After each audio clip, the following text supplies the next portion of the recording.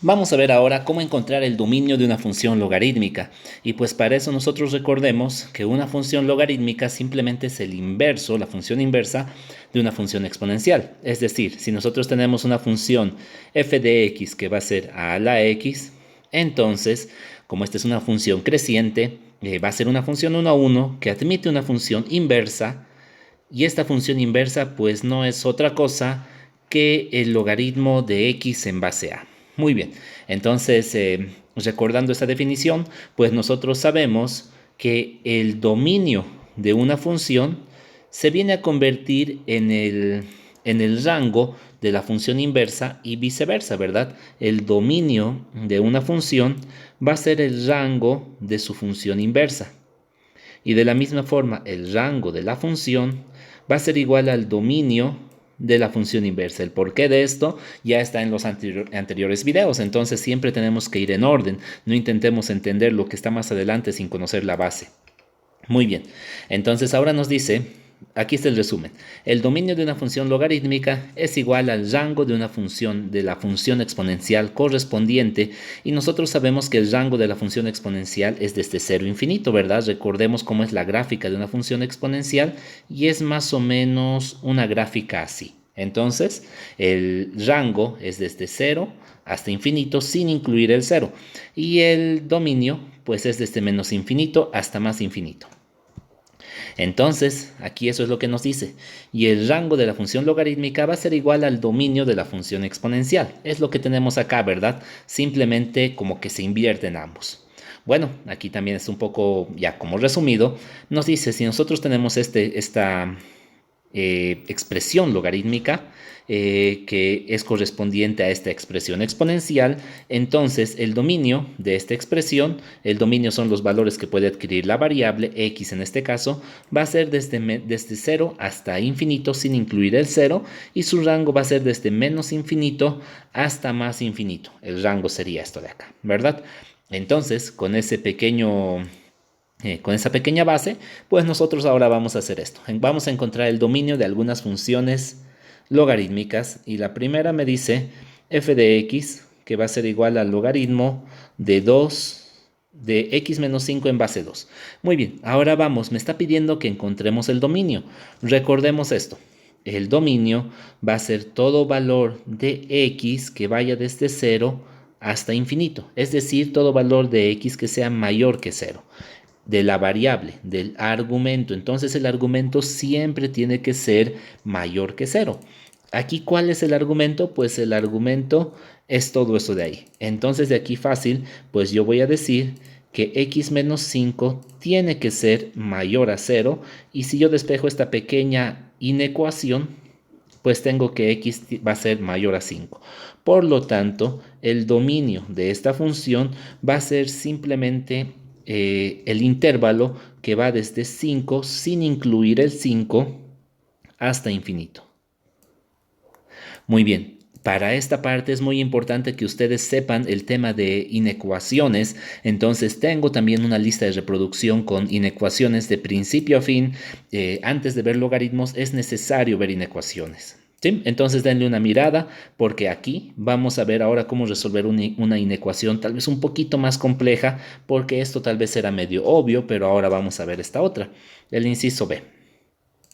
Entonces vamos a hacer el inciso B y me dice g de x es una función logarítmica con base 5 y argumento 1 más x, 1 menos x.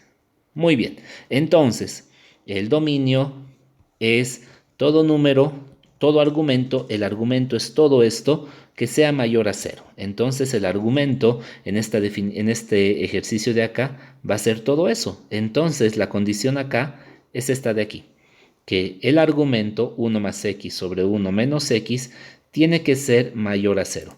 ¿Cómo yo puedo resolver esta inecuación? Les vuelvo a decir, denle una miradita por favor al video necesario para esto. Lo vamos a dejar aquí como con un link. Y pues la forma, lo voy a hacer bastante a la rápida, la forma de resolver esta inecuación es encontrar las raíces tanto del numerador como del denominador. Entonces la raíz del numerador en este caso es igualando a 0, y sería que x es igual a menos 1. La raíz del denominador es igualando a 0, y en este caso sería menos x igual a menos 1, multiplicando todo por menos 1, x igual a 1.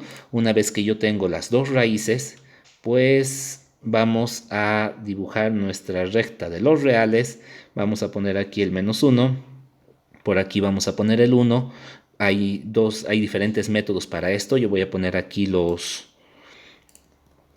factores para los que estoy calculando sus valores.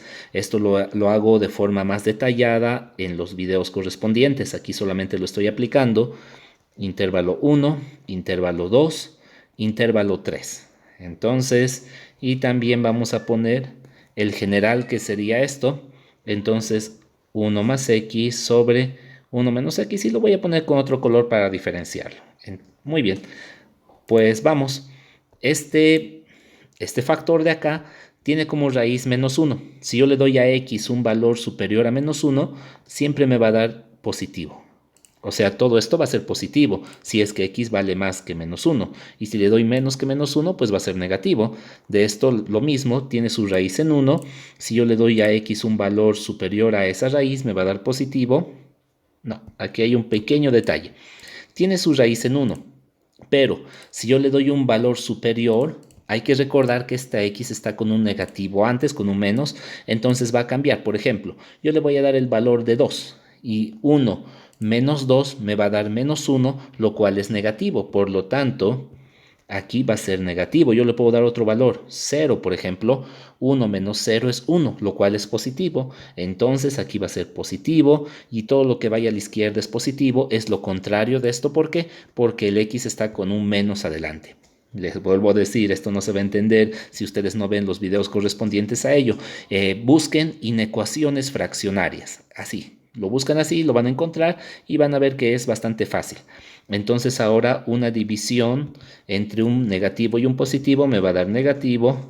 Una división entre dos positivos es positivo. Y aquí también entre positivo y negativo es negativo.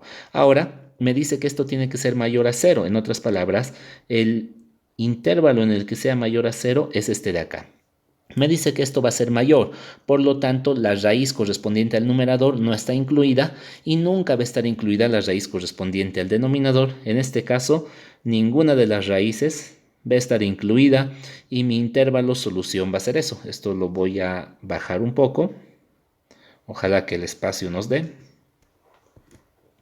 Y pues yo ya tengo la solución de esto de acá. Entonces, y esa solución no es otra cosa que el dominio de esta función. Entonces, el dominio de mi función g simplemente va a ser todos los números desde menos 1 hasta 1 sin incluir ninguno de esos dos. ¿Por qué? Porque en ese intervalo el argumento va a ser mayor a 0, porque esa es la condición que yo le he puesto para resolver esa inecuación. Está bastante sencillo, ¿no? Vamos a hacer el c. Me dice h de x va a ser igual al logaritmo en base 1/2 de valor absoluto de x. Este está bastante fácil y es prácticamente conceptual. El valor absoluto de todo número va a ser positivo, o en el peor de los casos va a ser 0, ¿verdad? Si es que x valiera 0. Entonces el dominio, pues puede ser, para que este argumento del logaritmo sea positivo, puede ser cualquier número menos el 0. Porque valor absoluto de 0 es 0, y el argumento del logaritmo tiene que ser mayor a 0. El 0 no está incluido. Entonces, el dominio de esta función h van a ser todos los números desde menos infinito hasta 0, pero 0 no está incluido, unido al intervalo que vaya desde 0, pero 0 no está incluido, hasta infinito. En otras palabras, esto que yo he puesto acá está representando todos los números menos el 0. Yo le puedo dar menos 100, y menos 100, valor absoluto de menos 100 es 100, y eso entonces cumple porque es mayor o igual a 0. Entonces puede ser parte del dominio de esta función logarítmica. Y bueno, ahí está. No es para nada difícil, hay que recordar solamente esto, que el dominio tiene que ser mayor a 0. Entonces yo tengo que hacer que mi argumento, no importa si es una expresión compleja como estas fracciones de acá, no importa, la cosa es que el argumento siempre tiene que ser mayor a 0. Y este menor a infinito yo lo veo ya como que está por demás, ¿no ve? Simplemente mayor a cero. Y pues eso sería. Aquí hay varios ejercicios para que ustedes practiquen. Practiquen, por favor, no hay otra cosa. Encuentren el dominio fácil, simplemente igualen el argumento, no, resuelvan la inecuación del argumento que tiene que ser mayor a cero. Repasen inecuaciones fraccionarias principalmente, inecuaciones de segundo grado. Creo que eso sería todo lo que tienen que repasar. Bueno, entonces espero que se haya entendido. Denle un like, suscríbanse y nos vemos en el siguiente video.